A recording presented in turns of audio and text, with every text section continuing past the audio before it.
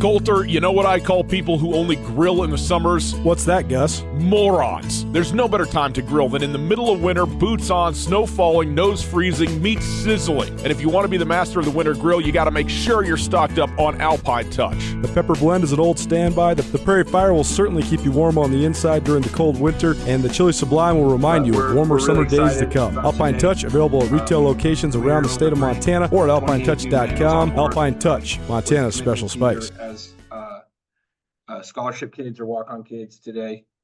We got 5 from the state of Idaho, 2 from the Spokane area. So again, continue to focus on local kids that are help move the needle for us and make us a better program. But I'm gonna go ahead and turn it over to Coach Eck. He can focus a little or give us a little bit of a breakdown of the class, and then we'll move on to questions from everybody. So, Coach. And please mute until you have a question. Yeah, thanks guys for coming on tonight. We got a good crowd. I wasn't sure who all was going to show up to talk recruiting, but I think we had a very good class. I haven't had time to do all my little tallies of numbers, but a number of kids from the Northwest, which is where we really want to be our home base: Washington, Oregon, Idaho. Let me do a quick count here: 1, 2, 3, 4, 5, 6, 7. 8, 9, 10, 11, 12, 13, 14, 15, 16, 17, 18, 19. So 19 out of 28 from those 3 states where we really want to be our home base.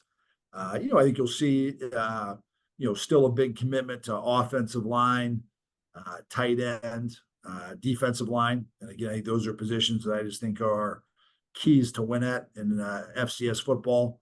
Really following the recipe that probably North Dakota State started and now South Dakota State has taken over. So we're going to keep recruiting those positions heavily till we're really good. I think you see an emphasis getting some new specialists in here with the 2 Owens because we're graduating some very good kickers. Holden B, we're very excited about, what he brings to the table as a quarterback. Markai McKinnon, I think, is a very talented running back that could, play early in his career and is going to have opportunities there. So yeah, that's kind of a brief overview of the class, but excited about this group of young men. We've spent a lot of time, really going, some of these guys past a year. A guy like Diesel Wilkinson, came to our camp in the summer of 2022, and we were on him. His name's on Jaden by here, but he goes by Diesel. So excited about this crop and open it up to any questions, any specific guys. Yeah, Coach, maybe in the Montana guy here, obviously have to ask about Owen Adams, just kind of what you see his role being here and in the future. Owen came to our camp last summer. We have a specialist camp, and he competed his tail off. He's got a very strong leg. He's really a guy who can do all 3. He can punt, he can kick off, he can kick field goals, and a talented young man. And again, we're not opposed to looking at a freshman, being holding some of those roles here. I think the thought is he would come in and compete with LJ Harm for the punting job in the fall, and combination of Owen Adam, Owen Forsman. Cody Pope, competing for the kickoff job. I think, Forsman, probably has a little, and kickoffs was probably our best guy we had at camp in kickoffs this summer. But Owen was still very good right there, and he has some versatility in the other positions. And, again, we're not heavy into Montana recruiting, but, always good to get a guy from across the border there from your home state. You mentioned McKinnon early on. Physical runner, kind of reminds me a little bit of Roshan Johnson. What do you kind of expect from him early in his career? Well, I think he's different than a lot of the backs, that we have. So I think he's again, a big physical guy who can run through tackles. I think he probably runs a little bit better than Roshan. So hopefully he can have a few more home run hitters than that. Played high level football, the football down in that metro area of, Phoenix, Arizona is very good, and played at a high level program there.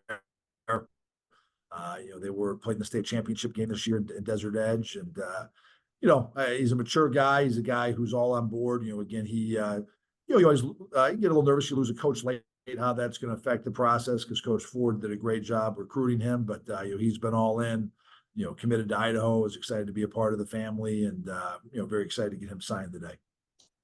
Coach, this isn't a question specifically on any player, but I'm wondering with the success of your program being in the playoffs for back-to-back years, how that has impacted recruiting. Yeah, I think it's having a very positive, a positive regard. And again, a lot of these guys have been committed for a while. A lot of these guys, have some of these guys have been committed since last summer. But I do think it, has an effect on, Aaron Kinsey, a young man from Spokane, and he came down to a couple games this year, and I think was at the Montana State game, and seeing that atmosphere. And I think he went to our game, where we played at Eastern Washington. And, I think his response after the game was, man, I didn't know Idaho was like this, man. This is a completely different atmosphere than, at the Eastern game I was at. So I think, our success in drawing good crowds has certainly had a factor, on some of these guys committing in this class. Some of the, quality walk-ons in this class too, because again, I think the breakdown of the day is, 22 of these guys are on scholarship and 6 are walk-ons. And, again, we really want to recruit those walk-ons, just like scholarship guys, and take guys that we believe in can come and make an impact and play for us and earn a scholarship down the road. So definitely, I think success in college football, it's different than the NFL. In the NFL, you have success, you draft last. I think in college, when you do well, it certainly helps your recruiting. And though recruiting's a lot, a year out, so I think a lot of our success this year will probably help even more with next year's senior class. Coach, can you talk about the 2 Eagle kids you recruited from over there? Both these kids, we had them in camp. They came to the team camp with Eagles, so their whole team was up here and did a great job. They're big kids. Then they came back to individual camps. I think they were guys kind of going through the process. They were, both a little late developers, so they weren't guys that right away we, offered scholarships to right away. But when it came down to it, we said, hey, these are guys who we got to get here. They're some of the best players in the state. I think Eagle is one of the best teams in the state. Leon has a lot of versatility in the O-line, has played really all 3 positions. Cal will be a little bit of a developmental guy. He's planning on going on an LDS mission. So the plan for him would be that, he'll be going that mission right after graduation in May or June, and then would come back in a couple of years. But, I think that position particularly is a good position. Hopefully he gets sent someplace where there's some good food and, maybe he gains a few pounds when he's there. A DUI is a serious charge, and the process can be overwhelming, but it doesn't have to be. I'm attorney Dave Maldonado, and I have the experience and knowledge necessary to effectively represent you and make the situation manageable. Visit BigSkyDefender.com today. Other questions?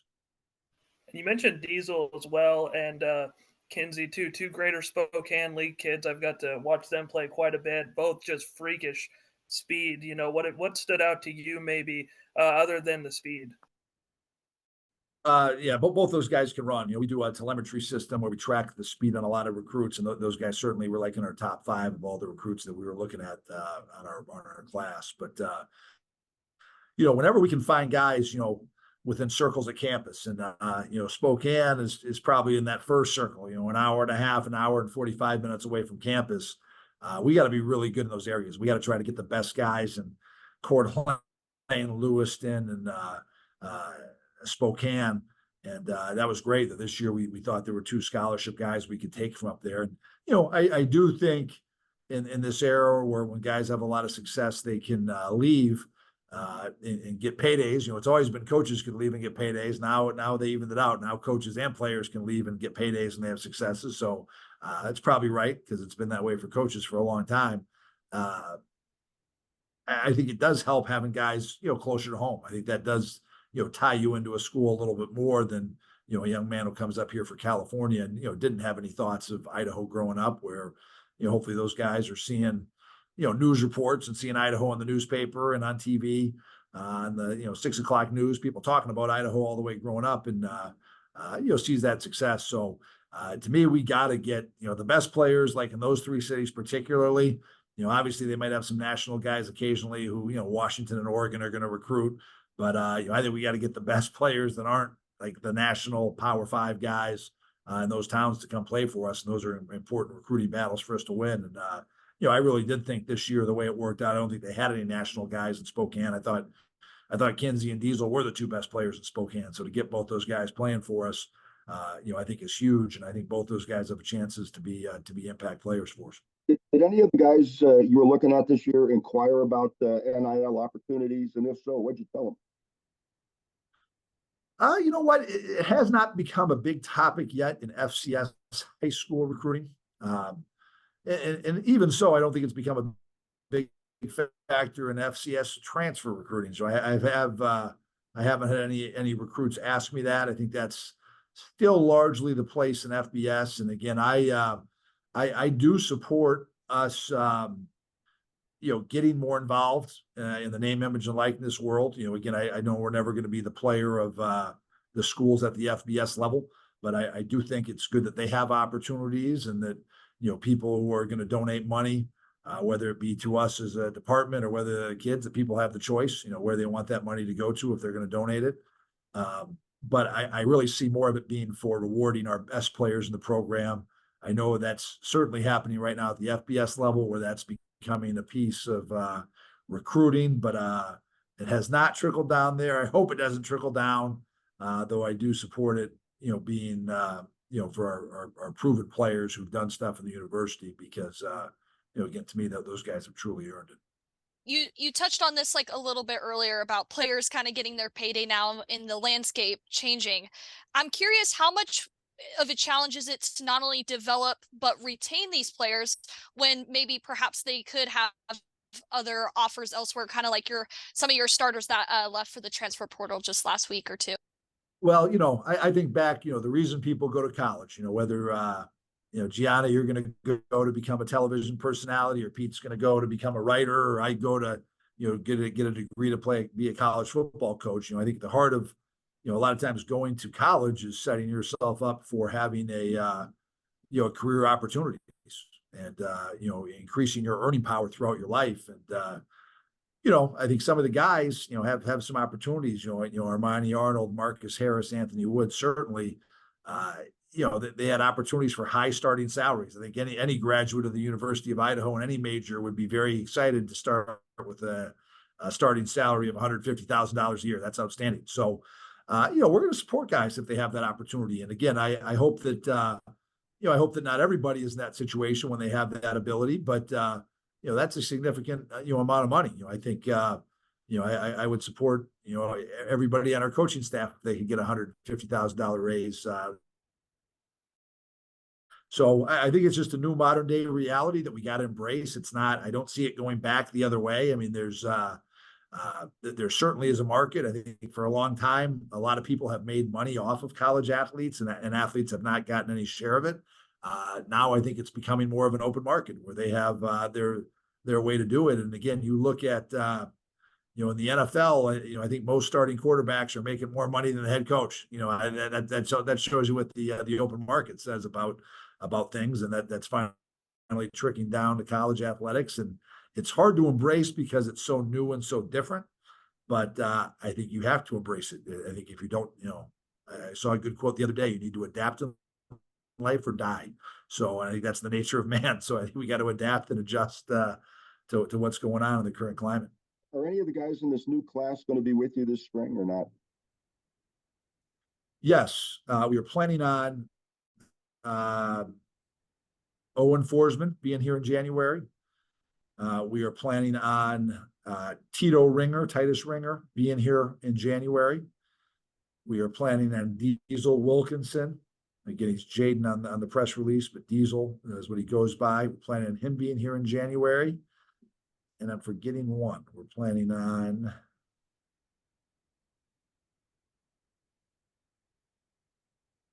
Nathan Knappich being here in January. I think that's a easy transition from the Tri-Cities. His brother's on the team already. Again, he was a real high profile recruit for us, Nathan. Nathan, again, had an offer from Washington State. And, I think that was a big recruiting battle win for us to get him to come play for us. And, a very talented young man who, has a bright future. And we've already seen what his family's been able to contribute, because Aiden's been a 2-year starter for us at tackle. Could you elaborate a little bit more on Nathan and the battle to get him and how talented he is? Yeah, I mean, I really think this is a great offensive line class. Again, of the three classes we signed, I think this is the best. And length, athleticism, uh, toughness, intelligence are kind of what you're looking for in developing a lineman. And we had a bunch of those guys. Nathan Knappich is an excellent student. Athletic enough to be a starter on the basketball team. I think it certainly helped that his brother was here. And winning that battle against Washington State. That's not a battle we typically win, but I do think there's some appeal of families playing together. And, I think Aiden, you saw how well Aiden was able to adapt here, play early in his career. So excited to get him. Sone, who's from Alaska, is really a product of our effort on the summer camp circuit. We were able to watch him, at some camps out in Seattle this year, and very impressive young man. Alaska is not a recruiting hotbed, but he's of Samoan descent, very long, very athletic. He plays volleyball, as well for a guy that big. So he's an outstanding long athlete.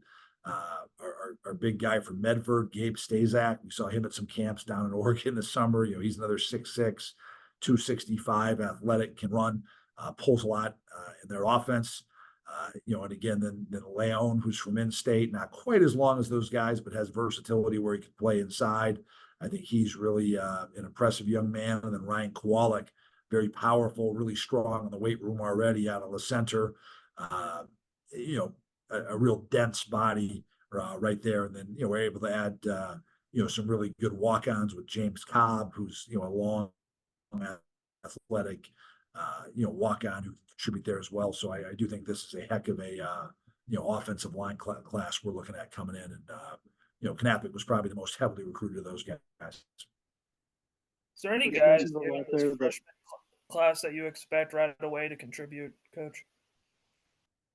Well, I think the kicker punters will certainly have opportunities with the movement we had there. Really becomes, as you build your program up, it really becomes just a function of opportunity.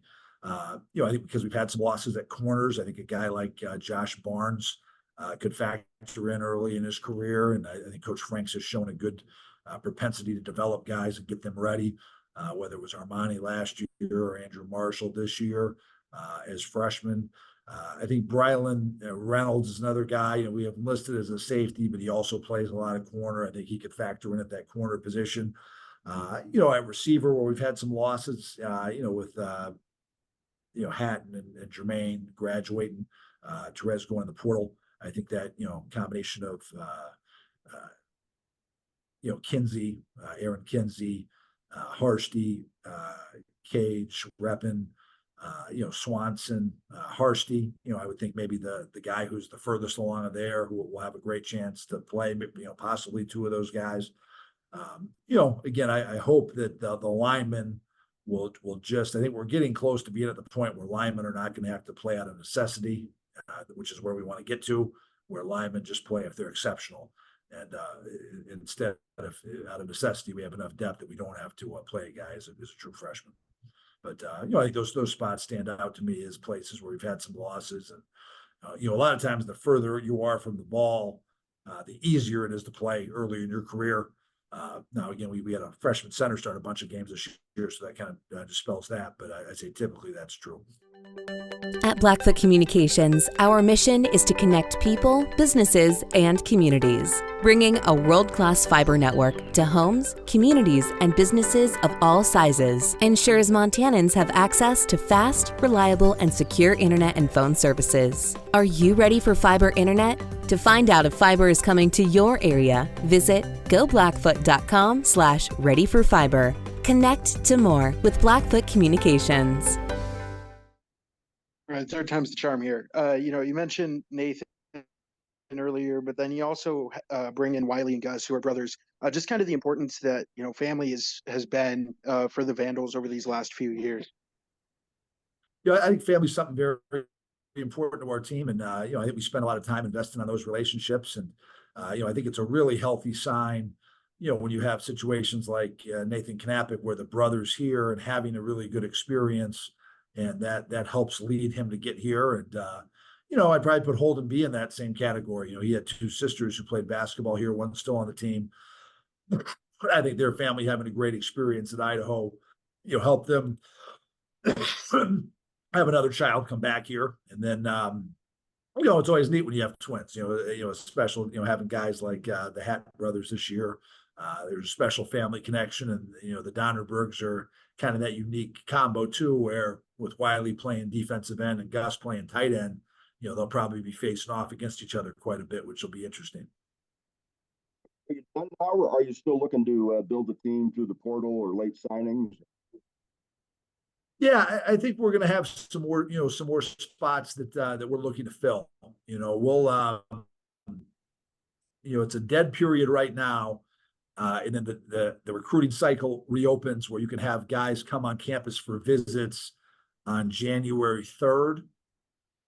And we have a pretty tight window, because that window for visits opens up January 3rd, and then our classes start 1 week later, January 10th. But again, I expect us to bring some guys in for visits during that week, with hoping to add a few mid-year guys. And again, I think we're going to be narrowing our focus. I think long snapper, receiver, corner. I think you have to build your roster to expect and withstand the portal. Again, I don't think we're ever. I think we're in a pretty good shape. We're really in the positions where we're going to have to make a move. Are places where we're missing multiple guys, such as corner, where, we had two corners with eligibility left who are leaving. Yeah, now I think we probably do need to go look at a transfer corner. Receiver, where we had two guys, really who had eligibility left. And then we kind of expected Hayden, not to come back all along. I think this was his plan. But, now that when Therese also, wants to look in the portal, yeah, I think that's where we need to look at a guy. And then long snapper is kind of a unique position as well, just because Hogan has just been such a stalwart there over the last few years. So that those are probably our three biggest priorities we're looking at. But when a great player has interest, we'll never turn down a great player who wants to be an Idaho Vandal. So we're always open to guys who are reaching out to us. But I'd say those are the three directions we're looking at. Potentially adding a guy there, and then there's another transfer portal window in. After spring ball, at the end of April. So, again, I think you have to keep being proactive and, be one step ahead, because, just you're going to have more roster turnover these days, the way the rules are set up, than you had, 7 or 8 years ago. 2 more questions, please. Unless everybody's done, then we could be done, but Coach, you already mentioned Willie too. I mean, Westland High School is kind of, it's been a good spot for you to recruit in kind of the state of Oregon as a whole. Kind of mention that specific high school and what Oregon's kind of been able to. A great program. They were the 2022 state champions up there. And then this year, they lost a real tough game in the semifinals. They were undefeated and lost a tough game to Central Catholic in the semis. And I think a lot of people thought those were the best 2 teams in the state. They just happened to match up in the semis. But, we were able to get Hamper out of there last year. And, again, that's the same thing. It's not necessarily a family connection, but, a lot of parents know each other at high schools. And if a young man comes out here and is having a great experience, I think that's positive. And, again, those, the metro markets that are driving distance to us, which really there's only 3, it's, the Seattle-Tacoma metro area, the Portland metro area, the Boise metro area. Again, those got to be our stalwarts, man. And again, we got to get our brand well known in those areas with the high school coaches, with the families. And, again, those are 3 states where we really got to try to target the best players who are not, Power 5 players in those states. And, another thing that's interesting about those 3 states, one, there's not a ton of FCS programs. There's really 4 FCS programs in those 3 states. But at the group of 5, a level above us, there's only one group of 5 program in those 3 states. Unless you start considering, it depends how you label Oregon State and Washington State now. But, there's some, there's opportunities there. And again, I think those have to be our home bases in recruiting. And then, another element of recruiting sometimes is, looking under the rocks where people don't go, and there's not as much competition. So, again, you see us get one guy out of Alberta, Canada, one guy from Alaska, one guy of Hawaii. I've always liked trying to have those recruiting battles where you got to beat nobody. And when you can find those guys, that's you can find someone that you think is really beautiful and no one else likes. Those are like worth your weight in gold in recruiting. And again, I know I've had successes earlier in my career. Some of the there's 2 All-American O-linemen I coached at South Dakota State who are, stalwarts in their team this year who, when they committed to Idaho, they had no other offers, but, they became great players. So sometimes those are the favorite guys to recruit. Did you take 2 kids from Spokane because there were 2 kids worth recruiting in Spokane this year, or were you in competition with other schools for more kids in Spokane? There was another young man in Spokane who we recruited, did not get. I think he's going to go to Eastern, if I remember correctly. So, there was one guy we pursued up there that we didn't get, and I believe offered a scholarship to. So that's disappointing. We'd love to get all those guys.